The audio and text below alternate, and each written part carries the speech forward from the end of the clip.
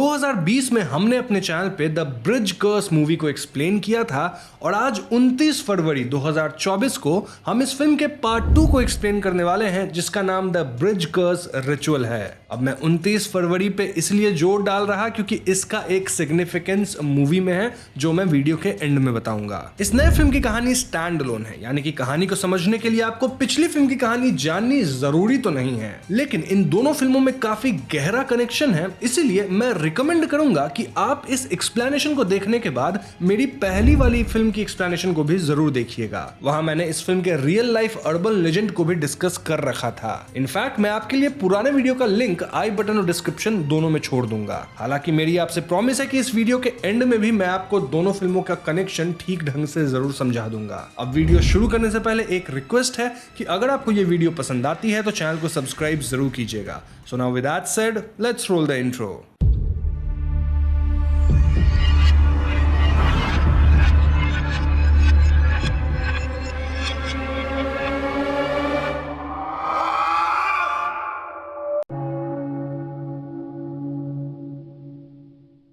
तो फिल्म की शुरुआत 2016 में होती है जहां काई नाम का स्टूडेंट अपने फ्रेंड्स के साथ डार्रेन बिल्डिंग की लेजेंड के बारे में डिस्कशन कर रहा था। हमें पता चलता है कि इस बिल्डिंग का जो आर्किटेक्ट था वो स्कूल के साथ फाइनेंशियल डिस्प्यूट होने के कारण यहां के ऑस्पिशियस बगुआ स्ट्रक्चर डिजाइन को इन्वर्स कर दिया था, जिससे उस बिल्डिंग के घोस्ट बाहर नहीं जा सकते थे। हम यहां ये भी जान पाते हैं कि उस बिल्डिंग का एलिवेटर शायद कर्स्ड है जो उन्हें डिफरेंट डिमेंशन से कनेक्ट कर देता है, जिसके अंदर जाने वाले बहुत से स्टूडेंट्स आज तक मिसिंग हैं। काई इस बिल्डिंग के टैबू को टेस्ट करना चाहता था, जिसके लिए वो एक लैंप के साथ रिचुअल स्टार्ट करता है। वो अपना खून लैंप के अंदर गिराता है, जिसके बाद वो एलिवेटर रिचुअल शुरू करता है। काई सबसे पहले एक स्पेशल की से लिफ्ट का एक पोर्शन ओपन करके इमरजेंसी स्टॉप लगाता है। देन वो सीक्वेंस में कुछ नंबर्स प्रेस करता है which were 615243। देन वो एलिवेटर वापस स्टार्ट करता है, जिससे वो किसी अनजान फ्लोर पे आ जाता है। इसके बाद हम भी सिक्योरिटी कैमरा की मदद से उसे लिफ्ट में बार बार आते जाते देखते हैं एंड इन द एंड वो एलिवेटर से दूर काइंड ऑफ खींचा चला जाता है। इस घटना के बाद कहानी 2019 में शिफ्ट होती है जहां हम टिंग नाम की लड़की को देखते हैं। टिंग कॉलेज के साथ साथ फूड डिलीवरी का भी जॉब करती है ताकि वो अपने भाई की मेडिकल बिल्स पे कर सके। टिंग का भाई और कोई नहीं बल्कि काई था, जो कि 2016 के एलिवेटर रिचुअल के बाद से ही कोमा में चला गया था। टिंग अपने भाई से बहुत प्यार करती थी और टिंग फिलहाल अपने फ्रेंड्स ग्रुप के साथ एक हॉरर गेम डेवलप कर रही थी और इस गेम को बनाने का सपना एक्चुअली काई ने देखा था। इनफैक्ट काई इस गेम को हाफ कंप्लीट कर चुका था, जिसके बाद वो कोमा में गया और तब से टिंग और उसके दोस्त इस गेम को कंप्लीट करने में लगे हैं। हम देखते हैं कि टिंग काई से मिलने हॉस्पिटल भी रोज जाती थी और अपने भाई को इस तरह कोमा में देख वो काफी इमोशनल भी होती है। वो काई के साथ पिंकी प्रॉमिस करती है कि वो उसके साथ लंच जरूर करेगी। बेसिकली कहने का मतलब कि वो काई को ठीक कर देगी। तभी गलती से टिंग से इनका फोटो फ्रेम टूट जाता है और जब टिंग फोटो निकाल के काई के बैग में रखने जाती है तो वहां उसे एक की और डायरी मिलती है। इस डायरी में डार्रेन बिल्डिंग की ब्लूप्रिंट थी, देन एलिवेटर रिचुअल की पूरी जानकारी थी विद ड्राइंग्स। अब जब टिंग ये सब डिस्कवर कर रही होती है तो हम भी उस काई के फिंगर्स को थोड़ा मूव होते देखते हैं एज इफ काई कुछ बताना चाह रहा हो, लेकिन टिंग ये नहीं देख पाती और वहां से चली जाती है। खैर आगे टिंग बिल्डिंग के लिफ्ट में जाती है जहां वो कुछ असाधारण गतिविधियां महसूस करती है। वो 5th फ्लोर का बटन प्रेस करने ही वाली होती है कि वहां एक डिमोनिक हाथ कोई और बटन क्लिक कर देता है, जिससे टिंग काफी घबरा जाती है। अब सीन शिफ्ट होकर टिंग और उसकी दोस्तों पे आ जाता है जो कि अपने गेम का काइंड ऑफ इंट्रो दे रहे थे। ये एक ऑग्यूमेंटेड रियलिटी हॉरर गेम थी जो कि डार्रेन बिल्डिंग के अर्बन लेजेंड पे ही बेस्ड थी, इसीलिए वो इसकी कहानी भी बताते हैं। वो बताते हैं कि 1960s में आर्किटेक्ट शू वेन लेन को इस डार्रेन बिल्डिंग को बनाने का काम मिला था और कहा जाता है कि इस जगह पे लिविंग और डेड लोगों की दुनिया आपस में मिलती है। शू वेन लेन का प्राइमरी काम था एक बगुआ डिजाइन बनाना जिससे बुरी आत्माओं को यहां से दूर करा जा सके, लेकिन ओनर के साथ उसकी कुछ फाइनेंशियल इश्यूज हो गई और इसी को लेकर वो आर्किटेक्ट इस बगुआ डिजाइन को उल्टा कर दिया। ऐसा करने से बुरी आत्माएं भागने के बजाय इस जगह पे अट्रैक्ट होने लगी। तब से यहाँ कई इंसिडेंट्स हुए हैं, लाइक एक बैले डांसर का एक्सीडेंट हुआ था, देन काई वाला वाला इंसिडेंट एंड मच मोर। तो इन्हीं घटनाओं और अर्बन लेजेंड्स पे इनका गेम आधारित है, जिसमें 3 स्टेज है। ये स्टेजेस हैं hide and seek, 4 corner and finally elevator ritual, जिसमें फाइनल स्पिरिट आता है। अब इस इंटरेस्टिंग गेम प्रेजेंटेशन को देख के सभी काफी इंप्रेस थे और इसीलिए टिंग और टीम का काम था इस गेम को एक्चुअली में ट्राई करके देखना। इसीलिए उस रात ये लोग बिल्डिंग में ही गेम का first stage hide and seek try करते हैं। यहाँ टिंग गेम खेलने वाली थी, जहां उसे अपना नाम 3 बार लेना था। इसके बाद उसे अपने फोन स्क्रीन पे एक इविल डॉल दिखेगी through AR and then doll गायब हो जाएगी, जिसे खोजने का काम टिंग का होगा। यहाँ टिंग की मदद उसकी टीम मेंबर्स भी कर रहे थे, जो कि सिक्योरिटी कैमरा से उसे गाइड कर रहे थे। टिंग डॉल को ढूंढते हुए बहुत ज्यादा घबरा रही थी और वो बाथरूम से निकलकर एक रूम में आ जाती है जहां 3 बैले डांसिंग स्टैचू थे। इसके पीछे ही वो डॉल छुपा हुआ था जिसे टिंग खोज ली थी। अब डॉल को पकड़ने के बाद टिंग को 30 सेकंड का टाइम मिलता है छिपने के लिए। टिंग छिपने की कोशिश करती है, मगर रूम में रखे स्टैचू उसे हॉन्ट करने लगते हैं और इससे पहले वो पकड़ी जाती, टाइम खत्म हो जाता है और वो सेफ हो जाती है। लेकिन तभी एकदम से गेम ग्लिच करना शुरू होता है और अब वो स्टैचूज उसे मोबाइल गेम के अंदर नहीं बल्कि रियल लाइफ में हॉन्ट करने लगे थे। जी हाँ दोस्तों, एक स्पिरिट तो टिंग का पीछा करने लगती है, जिससे बचने के लिए वो वहां से भागती है, लेकिन इस कमरे का डोर लॉक हो चुका था। एंड मौके पे टिंग के टीम मेंबर्स उसे सिक्योरिटी कैमरा में घबराते देखकर आकर यहाँ डोर ओपन कर देते हैं। टिंग घबराई हुई रूम से बाहर आती है और वो डोर पे एक निशान देखती है। वो इस निशान की तस्वीर लेती है, जिसके बाद स्कूल का गार्ड इन सब को यहाँ से भगा देता है। अब टिंग ऑनलाइन स्पिरिट डिटेक्टिव नाम की वेबसाइट पर अर्थ बाउंड स्पिरिट्स के बारे में जानकारी लेती है, जिससे कहीं ना कहीं वो ये समझ जाती है कि काई की सोल उस बिल्डिंग में ट्रैप हो चुकी है, जिस वजह से आज वो कोमा में चला गया है। यहाँ हमें फ्लैशबैक में हिंट दिया जाता है कि काई और टिंग का बाप इन्हें बहुत मारता पीटता था और काई हमेशा टिंग को बचाता था। उन दिनों काई ठीक वही रेस्क्यू साइन बनाता था जो टिंग को बिल्डिंग के डोर पे मिला था रूम में बंद हो जाने के बाद। ऐसे में टिंग फैसला करती है कि वो अकेले ही एलिवेटर रिचुअल परफॉर्म करेगी ताकि वो काई के स्पिरिट को आजाद कर सके। टिंग यहाँ अपने भाई की वीडियो को देखते हुए सेम स्टेप्स फॉलो करती है, लेकिन कुछ खास होता नहीं है। ऑल्दो कुछ देर बाद एक गार्ड के साथ एक लड़की एलिवेटर में आती है जिनका हैंड रेड रोप से बंधा हुआ था। उनके जाने के बाद वो फ्लोर पर पड़ी रेड रोप को नोटिस करती है और उसे उठा लेती है, जिसके तुरंत बाद एलिवेटर के ऊपर से एक घोस्ट उसे डराता है। टिंग डर के बाहर भागती है, जहां अगेन उसे एक घोस्ट डराता है एंड फाइनली टिंग बिल्डिंग के एक्चुअल सिक्योरिटी गार्ड से मिलती है। टिंग यहाँ उस गार्ड से ब्लड लैंप के बारे में पूछती है, यानी वो लैंप जिसमें काई अपना खून डाला था, और उसी लैंप को लेके वो एलिवेटर रिचुअल किया था। टिंग का कहना था कि वो अपने भाई को बचाना चाहती है, जिसके लिए उसे वो लैंप चाहिए, लेकिन गार्ड टिंग की एक नहीं सुनता और उसे बिल्डिंग से बाहर निकाल देता है। खैर नेक्स्ट टाइम गार्ड को देखते हैं जो कि अपना खाना बाहर से ऑर्डर किया था, मगर किसी कारण वो बाहर फूड रिसीव करने नहीं जाता। ऐसे में डिलीवरी बॉय इरिटेट होकर उसका खाना गेट के बाहर ही छोड़कर चला जाता है। अब ये गार्ड किसी तरह से हिम्मत जुटाकर बाहर जाके फूड लाने का ट्राई करता है, लेकिन बाहर आते ही उसे रिफ्लेक्शन में घोस्ट दिखती है, जिससे वो बहुत डर के खाना वहीं छोड़कर वो सिक्योरिटी रूम में भागता है। अब गार्ड की ये हरकत टिंग देख ली थी और वो गार्ड का खाना लेके उसके प्राइवेट कमरे में पहुंच जाती है। यहाँ टिंग वापस से गार्ड की हेल्प मांगती है और फाइनली गार्ड उसे वो ब्लड लैंप दे देता है ताकि वो अपने भाई की स्पिरिट को वापस ला सके। इस पॉइंट पे गार्ड अपनी एक पुरानी फ्रेंड को याद करके इमोशनल हो जाता है और वो एकदम से टिंग को हग कर लेता है। उसी मोमेंट टिंग के फ्रेंड्स वहां आते हैं और वो गार्ड को मारने लगते हैं, क्योंकि उनके मुताबिक वो टिंग को छेड़ रहा था। टिंग उस ब्लड लैल्टन के साथ टेरेस पे आती है, जहां वो अपने भाई को याद करने लगती है। हम समझ पाते हैं कि उसका भाई ये गेम इसलिए बना रहा था ताकि उन्हें पैसे मिल जाए और वो लोग नया घर ले सके, बेसिकली अपने पिता से अलग रह सके। खैर उस रात टिंग के फ्रेंड्स गार्ड को डराने का प्लान करते हैं और उसे इतना डरा देते हैं कि वो अपना केबिन छोड़ के ही भाग जाता है। अब टिंग इन लोगों की हरकतों से बिल्कुल खुश नहीं थी और वो गार्ड को ढूंढने बाहर जाती है। इस पॉइंट पे गार्ड का नाम हमें रिवील किया जाता है, विच वाज टी शुआन। और जिन्होंने मेरी ब्रिज कर्स मूवी पार्ट 1 की एक्सप्लेनेशन देख रखी है उन्हें पता होगा कि टी शुआन कौन है। नहीं पता है तो डोंट वरी, एंड में मैं कनेक्शन समझा दूंगा। टी शुआन को अपना सारा पास्ट याद आने लगता है और उसका मेंटल ब्रेकडाउन हो जाता है। इनफैक्ट उसे वही पुरानी फिल्म वाली स्पिरिट वापस से हॉन्ट करने लगती है और उसे अपनी डील वाली बात भी याद दिलाती है। इन सब से टी शुआन बहुत डर जाता है और अपने आप को पॉकेट नाइफ से मारने की कोशिश करता है, लेकिन ये स्पिरिट उसे ऐसा नहीं करने देती। तभी वहां टिंग आ जाती है और नाइफ को टी शुआन से दूर कर देती है। यहां हम एक बात समझ पाते हैं कि डार्न बिल्डिंग की तरफ भले स्पिरिट्स अट्रैक्ट होते हैं, लेकिन यहाँ बाहर की स्पिरिट्स अंदर नहीं आ सकती और अंदर की स्पिरिट्स बाहर नहीं जा सकती। इसीलिए तो टी शुआन यहाँ रहता था और नौकरी करता था ताकि बाहर की ये स्पिरिट उसे हॉन्ट ना कर सके। यहाँ से दोनों गार्ड सिक्योरिटी गार्ड के कमरे पे जाते हैं, जहाँ टी शुआन अपने ओल्ड डेड फ्रेंड्स के लिए प्रेयर करता है। वहीं टिंग वॉल पे कुछ इंस्क्रिप्शंस नोटिस करती है जो घोस्ट और स्पिरिट को दूर करने के लिए लिखा गया था। दूसरी तरफ कहीं ना कहीं टिंग के टीम मेंबर्स को यहाँ समझ आ गया था कि उन्होंने टी-चुआन के साथ बहुत गंदा प्रैंक करा है, जिस वजह से वो टी-चुआन से माफी मांगते हैं। अब आज की रात टीम का प्लान था कि वो लोग अपने गेम का सेकंड स्टेज यानी 4 कॉर्नर गेम को टेस्ट करेंगे। इस गेम को टेस्ट करने के लिए टी-चुआन भी इनकी मदद करता है। तो इसी के साथ गेम का सेकंड स्टेज 4 कॉर्नर शुरू होता है और मैं आपको गेम के बारे में शॉर्ट में समझा देता हूं। तो बेसिकली इस गेम में 4 लोग लाइब्रेरी रूम के 4 कॉर्नर्स पे रहेंगे और लाइट ऑफ होने के बाद ब्लड लैंटर्न को लाइट करके अपना नाम लेते हुए बारी बारी से लैंटर्न पास करना होता है। राउंड के एंड में प्लेयर को 2 बार खांसना है and then again same round complete करना है, टोटल 4 बार। तो सभी गेम खेलना शुरू करते हैं और सब कुछ स्मूथली चल रहा था, लेकिन लास्ट राउंड में सिक्योरिटी कैमरे से टिंग की फ्रेंड वहां किसी की शैडो देखती है। अब जब टिंग पीछे देखती है तो वहां कोई नहीं होता। इसके बाद एकदम से वहां असाधारण गतिविधियां होने लगती हैं और सबका ईयरपीस कनेक्शन टूट जाता है। टिंग के 2 फ्रेंड्स जो कि सिक्योरिटी कैमरा से मॉनिटर कर रहे थे, उन पे घोस्ट्स कमरे में ही अटैक कर देते हैं। वहीं लाइब्रेरी में घोस्ट्स टिंग, टी-चुआन और बाकी 2 फ्रेंड्स पे अटैक करते हैं। ऐसे में टिंग और बाकी मेंबर्स डर के लाइब्रेरी के बीच आ गए थे, जहां उन्हें ब्लैक स्मोक दिखता है, जिसके बाद 2 मेंबर्स डार्कनेस में गायब हो जाते हैं।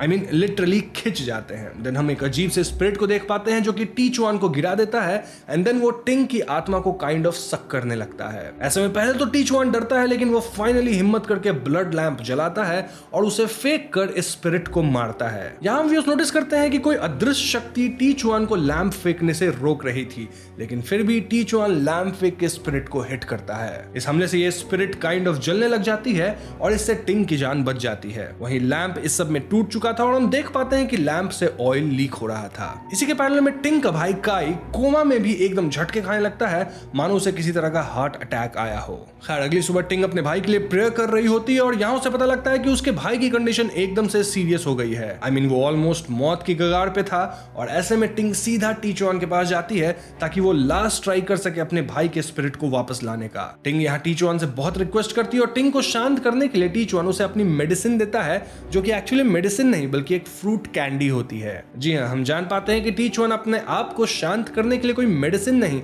बल्कि फ्रूट कैंडी लिया करता है, जो कि मेडिसिन वाले डब्बे में था। खैर इसके बाद वो दोनों लिफ्ट में आ जाते हैं, लेकिन इस बार टिंग उस ब्लड लैंप का भी इस्तेमाल करने वाली थी, क्योंकि वीडियो में काई भी उस लैंप का इस्तेमाल किया था। इस पॉइंट पे टी-चुआन ने पता लगा लिया था कि उन्हें लाइब्रेरी में दिखने वाली स्पिरिट और किसी की नहीं बल्कि आर्किटेक्ट शू वेन येन की थी। दरअसल आर्किटेक्ट खुद को मारा था और उसके स्पिरिट ही यहाँ कैद है और उसे यू से मिलना है, जो कि मोस्टली उसकी पार्टनर थी। फोटो में तो ऐसा ही दिख रहा था। तो ये सब पता लगाने के बाद टिंग और टी-चुआन ब्लड लैंप जलाकर लास्ट स्टेज के लिए भी रेडी हो जाते हैं, जो कि था एलिवेटर रिचुअल। इस बार एलिवेटर रिचुअल करके ये दोनों वाकई स्पिरिट वर्ल्ड में आ जाते हैं और काई की स्पिरिट को ढूंढते हुए टी-चुआन एक रेड थ्रेड टच कर देता है, जिससे एक घोस्ट इनके पीछे पड़ जाता है। ये दोनों भागकर बाथरूम में छिप जाते हैं एंड नाउ सरप्राइजिंगली टिंग वापस से अपने आप को देखती है जहां वो फर्स्ट गेम खेल रही थी और डॉल को ढूंढ रही थी। कहीं ना कहीं टिंग और टी-चुआन किसी और डिमेंशन में आ चुके थे जहां वो अपने पास्ट सेल्फ को देख सकते हैं,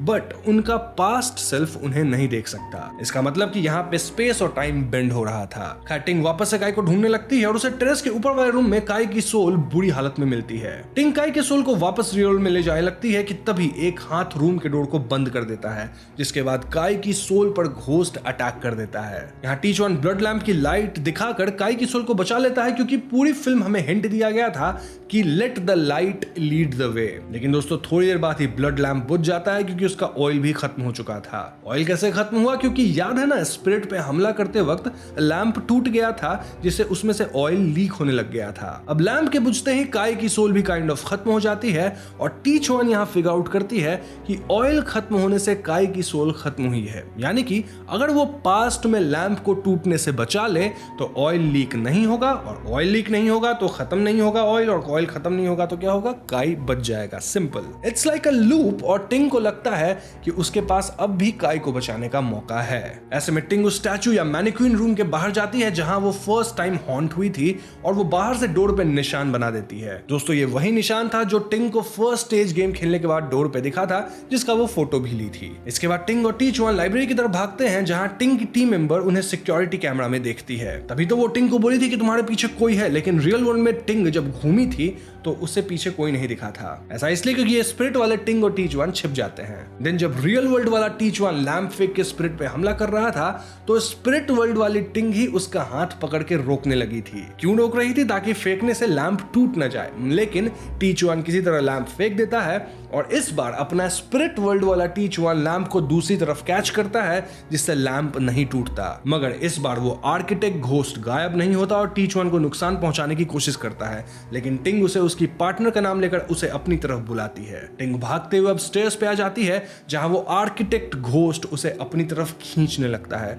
मगर तभी उसका भाई काई का सोल वहां आकर उसे बचा लेता है और अब काई, टिंग और टी-1 एग्जिट की तरफ भागते हैं। तीनों अब एलिवेटर में आ चुके थे, बट वो एलिवेटर काम नहीं करता। काई उसे ठीक करने की कोशिश करता है, मगर उतने ही देर में टिंग मिरर वर्ल्ड से, या ऐसा कह लो दूसरे डिमेंशन में फंस जाती है, जिसके बाद काई पे भी अटैक होने लगता है और वो एयर में लेविटेट करने लगता है। वो टी-1 को ब्लड लैंप पकड़ने बोलता है, मगर लैंप हाथ लगने से पहले वो भी एयर में लेविटेट करने लगता है और दूसरी डिमेंशन में फंसी हुई टिंग पे भी अटैक होने लगता है। इनफैक्ट टिंग पे एक डिमोनिक हैंड अटैक कर दिया था, जो कि उसके माउथ से भी अब निकलने लग गया था। वहीं वो लैंप एलिवेटर के बाहर स्पिरिट्स के ग्रुप के पास स्लाइड होने लगता है और डोर बंद होने लगता है कि तभी काई की सेकंड स्पिरिट डोर में हाथ डालकर डोर ओपन करती है, जिससे टी-1 और काई दोनों नीचे गिर जाते हैं और काई अनकॉन्शियस हो जाता है। हम एक ही वक्त यहाँ पे दो काई के स्पिरिट को देख रहे थे, जिसके बाद टिंग पे भी अटैक होना बंद हो चुका था और अब वो भी नॉर्मल हो गई थी, बट अभी भी फंसी हुई थी। इसके बाद वहां आर्किटेक्ट का घोस्ट भी आ चुका था, जो सेकंड वाली काई के स्पिरिट को अपनी तरफ खींच रहा था।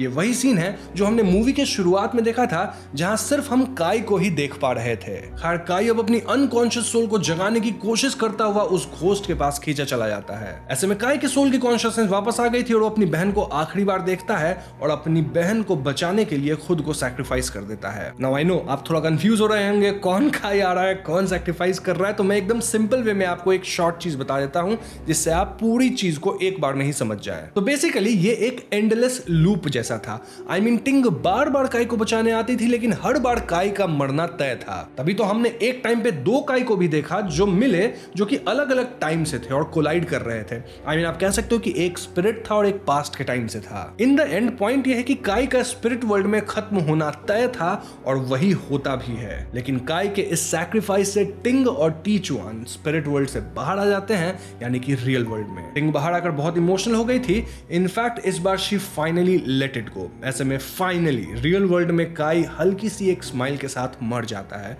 और अभी तक वो कोमा में था, लेकिन फाइनली ही इज डेड। इस सब के बीच हमें काई और टिंग का थोड़ा पास्ट भी दिखाया जाता है, जहां काई अपने ही पिता को स्टैब किया था क्योंकि वो टिंग को मार रहे थे, और जब वो काई को मारने लगे तो टिंग उन्हें बार बार स्टैब करके जान से मार दी थी। स्टिल काई इसका पूरा ब्लेम अपने सर पे लिया था। बेसिकली यहाँ ये दिखाया गया कि काई टिंग से कितना प्यार करता था और वो टिंग के लिए खुद को बार बार सैक्रिफाइस करने से भी नहीं कतरा था। अब यहाँ से सीन सीधा काई के फ्यूनरल में शिफ्ट होता है, जहां टिंग के सारे टीममेट्स आए हुए थे। जी हाँ, ये लोग भी जो खिंच गए थे उस दिन लाइब्रेरी में, अब सही सलामत बच गए हैं, मोस्टली ड्यू टू टिंग। इस फ्यूनरल में टी-1 भी आया हुआ था, जिसे अपनी वाली स्पिरिट एक लड़की के पीछे दिखाई देती है। इसके बाद सीन पास्ट में यानी 27 की दिखाई जाती है, जहां टी-1 को स्पिरिट के साथ किए गए डील का रिमाइंडर उसके फोन में आ रहा था। 2018 तक वो बहुत ज्यादा परेशान हो गया था। इनफैक्ट वो नाइफ से अपने आप को मारने की कोशिश भी करने लगा था, लेकिन ऑफ कोर्स वो स्पिरिट उसे ऐसा नहीं करने देती। इसके बाद टी-1 2019 में डार्विन बिल्डिंग में आया, ताकि यहां वो अपनी स्पिरिट से आजाद होकर रह सके, क्योंकि बाहर की स्पिरिट्स इस बिल्डिंग में नहीं आ सकती। लेकिन यहां काई के फ्यूनरल तक मोस्टली टी-1 का सब्र का बांध टूट चुका था और अब वो अपने डील को पूरा करने की सोचता है। इसलिए यहां वो उस लड़की का ड्राइवर बन जाता है जिसके पीछे वो अपनी वाली स्पिरिट को देखा था। बेसिकली ये लड़की एक रिपोर्टर थी और टी-1 उसका कैमरामैन बनने के लिए रेडी हो जाता है। हम यहाँ टी-1 के पास काई की डायरी और ब्लड लैंप देखते हैं और उस लड़की के पीछे वो स्पिरिट। इसी पॉइंट पे मूवी खत्म हो जाती है। तो दोस्तों ये थी फिल्म की कहानी, एंड आई नो कि आप सभी टी-1 की कहानी को लेकर थोड़ा कंफ्यूज्ड होंगे। वेल, उसे समझने के लिए आपको मेरी पार्ट 1 की एक्सप्लेनेशन देखनी होगी, लेकिन एज प्रोमिस्ड मैं आपको यहाँ कनेक्शन समझा देता हूँ। बेसिकली उस फिल्म में एक ब्रिज कर्स था, जहां एक इंसान हर 20th से लेकर 29 फेब तक 5 लोगों को फंसाकर उन्हें इस कर्स से मरवाता था। ये कर्स हर लीप ईयर पे आता था, यानी 2012, 2016, 2020 और अब आएगा 2024 में 29 फेब को, जो कि आज का दिन है। तो हाँ, ध्यान रहे दोस्तों, आज 29 फेब है, तो बच के कोई दोस्त अगर ब्रिज पे ले जा रहा है तो नहीं जाने का। एनीवेज, जोक्स असाइड, टी-1 तब एक कॉलेज स्टूडेंट था जो कि इस कर्स में फंसा था और उसका काम था 5 लोगों को फंसाना टिल 2020। इसीलिए उसे वो स्पिरिट दिखती थी जो कि उसे बार बार याद दिलाती थी कि तुम्हें 5 लोगों को कुर्बान करना है, क्योंकि यही डील लेके वो अपनी जान को बचाया था। अब उस फिल्म की मेन स्टोरी 2020 की थी, यानी इस फिल्म के बाद की कहानी। वहां ये लड़की रिपोर्टर जिसका कैमरामैन टी-1 बना है, वो इस कर्स को इन्वेस्टिगेट करने कॉलेज गई थी।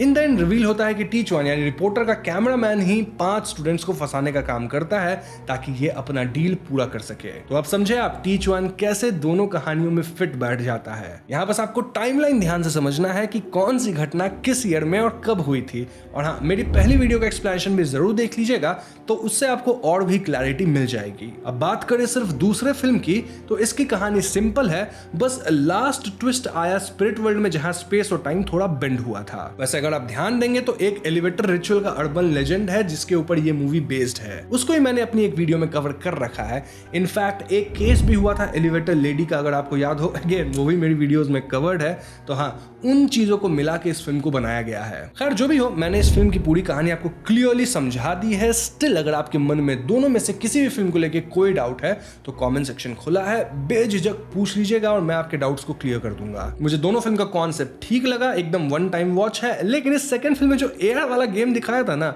उसका लिटरली कोई सेंस नहीं बन रहा था। मतलब विजन प्रो लगा के खेलते तो समझ में आता, मोबाइल पे कैसे खेल रहे थे समझ नहीं आया, बट स्टिल हाँ, दोनों फिल्म वन टाइम वॉच जरूर है एज आई सेड। तो बस आज की वीडियो में इतना ही। उम्मीद करता हूँ आपको ये वीडियो पसंद आई होगी। पसंद आई है तो वीडियो को लाइक और शेयर करें, साथ ही चैनल पे नए हैं तो हमें सब्सक्राइब भी कीजिएगा, क्योंकि हम अपने चैनल पे ऐसे वीडियोस लाते रहते हैं। पीस।